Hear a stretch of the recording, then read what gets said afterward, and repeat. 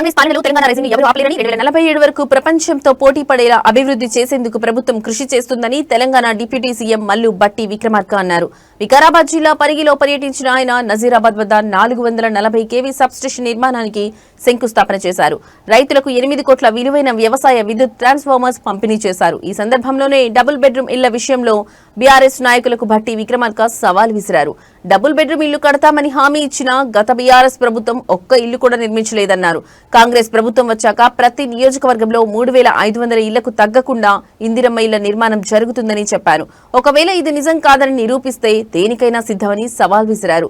1,00,000 కోట్లు పెట్టి కట్టిన కాళేశ్వరం ప్రాజెక్టు ఏమైందో అందరికీ తెలుసున్న భట్టి బీఆర్ఎస్ 10 ఏళ్ల పాలనలో ఈజీఎస్ నిధులు వాడుకుని ఫోటోలు దిగి అదే అభివృద్ధిని చూపించారని విమర్శించారు. తెలంగాణ పబ్లిక్ సర్వీస్ కమిషన్ ను ప్రక్షాళన చేసి 60,000 ఉద్యోగాలు కల్పించామన్నారు. ఉచిత విద్యుత్, సన్నబియ్యం, రైతు భరోసా, రైతు రుణమాఫీ వంటి ఎన్నో సంక్షేమ పథకాలు అమలు చేస్తున్నామని స్పష్టం చేశారు.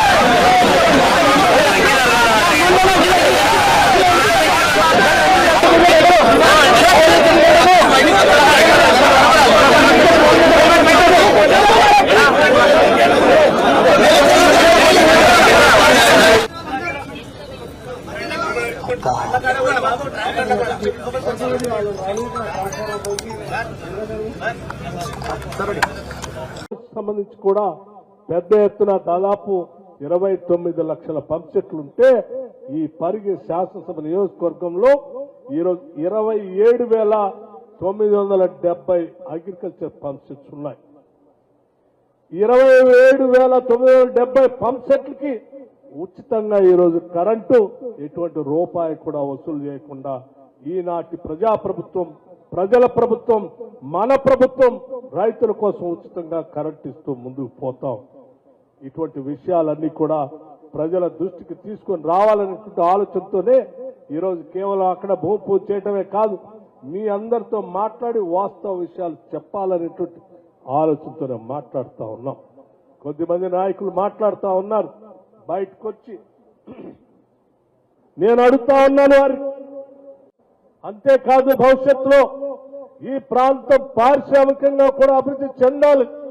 తద్వారా ఈ ప్రాంతంలో ఉన్నటువంటి రైతాంగ సోదరుల బిడ్డలు, కూలీనాలు చేసుకునేటువంటి బలహీన వర్గాలకు సంబంధించిన బిడ్డలు, వారందరికీ ఉద్యోగ అవకాశాలు రావాలి. అలా రావాలి అంటే ఇక్కడ కావాల్సినటువంటి ఇన్ఫ్రాస్ట్రక్చర్ రావాలి. ఆ ఇన్ఫ్రాస్ట్రక్చర్ లో ప్రధానమైంది ఎలక్ట్రిసిటీ, అంటే విద్యుత్ సంబంధించినటువంటి అంశం. అందుకే వారు ప్రత్యేకంగా విద్యుత్ శాఖ చూస్తున్న నా దగ్గరకు వచ్చి మాకు గతంలో 220 kV సంబంధించినటువంటి ఇక్కడ సబ్స్టేషన్ శాంక్షన్ అయినప్పటికీ కూడా ప్రారంభోత్సవం కాలేదు. దాంతో పాటు మాకు ఇంకా అదనంగా ఒక 9 సబ్స్టేషన్లు ప్రత్యేకంగా 33/11 kVకి సంబంధించిన 9 సబ్స్టేషన్లు ఒక్క శాసనసభ నియోజకవర్గంలో కావాలని పట్టుబడి దగ్గరుండి నాతో సంతకాలు పెట్టి శాంక్షన్ చేసుకుని వచ్చారు. అంతేకాదు దాంతో పాటు ఈ శాసనసభ నియోజకవర్గంలో పెద్ద ఎత్తున పరిశ్రమలు వస్తే దానికి కావాల్సిన విధంగా విద్యుత్ శక్తి అందుబాటులో ఉంటేనే పరిశ్రమలు వస్తాయని చెప్పి ఆలోచన చేసి ఒక 400 kV సబ్ స్టేషన్ కూడా కావాలని చెప్పి గట్టిగా ఇక్కడ పట్టుబట్టి వారు శాంక్షన్ చేసి తీసుకొని వచ్చారు. అంటే ఈ రోజు నేను వాటిని ప్రత్యేకంగా ఎందుకు చెప్తా ఉన్నానంటే ఈ 33 kV సబ్ స్టేషన్లు 400 kV సబ్ స్టేషన్లు ఇతరత్ర సంబంధించినటువంటి ట్రాన్స్ఫార్మర్స్ వాటికి సంబంధించిన మిత్ర సప్లై వీటన్నిటిని చూస్తే ఒక్క పరిగి శాసనసభ నియోజకవర్గానికి సంబంధించి ఈ రోజు మీ అందరి సమక్షంలో దాదాపు 1000 కోట్ల రూపాయల శాంక్షన్లు ఈ రోజు మనం కొన్ని భూమి పూజ చేసుకుని వచ్చాం.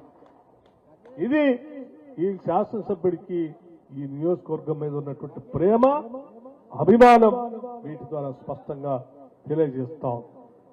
దీంతో పాటు మరొక అంశం కూడా అత్యంత బాధాకరమైనటువంటి విషయం. ఈ మధ్యన జరిగినటువంటి బస్సు లారీ యాక్సిడెంట్ లో కొద్దిమంది ప్రాణాలు కోల్పోతే ఈ రాష్ట్ర ప్రభుత్వం ముఖ్యమంత్రి రేవంత్ రెడ్డి గారితో సహా దీన్ని ఖండించడమే కాదు, దీనికి సంబంధించినటువంటి ప్రమాదంలో చనిపోయినటువంటి కుటుంబాల్ని ఆదుకోవాలి, దెబ్బతిన్నటువంటి కుటుంబాల్ని ఆదుకోవాలి. అట్లాగే ప్రమాదానికి గురి అవుతున్నటువంటి పరిస్థితుల్లో ఈ ప్రాంతంలో రోడ్డు పరిస్థితి కూడా మనం శాంక్షన్ చేయాలి. దీనికి సంబంధించి వారు ఆలోచన చేశారు. గతంలో ఎప్పుడో ఉమ్మడి రాష్ట్రంలో ఉన్నప్పుడే ఇప్పుడే పెద్దలు చెప్పారు, ఆనాడు కేంద్ర మంత్రిగా ఉన్నటువంటి ఆస్కర్ ఫెర్నాండెస్ గారిని కలిసి